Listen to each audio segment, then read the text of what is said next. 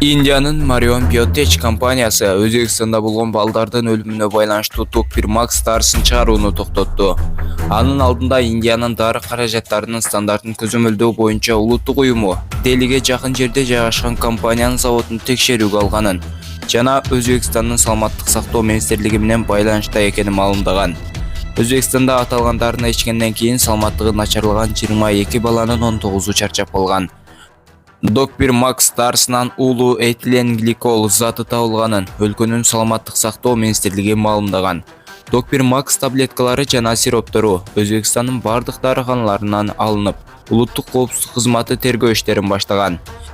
Индиялык Marion Biotech компаниясы чыгарган бул дары парацетамол, кафенезин, фенолифринди камтыйт жана курч респиратордук вирустук инфекцияларды сасык тумоону дарылоо үчүн сунушталат.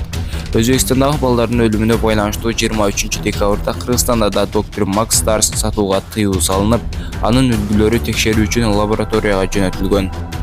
Жогорку кеңештин депутаты Чыңгыз Айдарбековдун белгилүү Буй-буй ырын Бактияр Токторов менен ырдаган видеосу социалдык тармактарга тарады.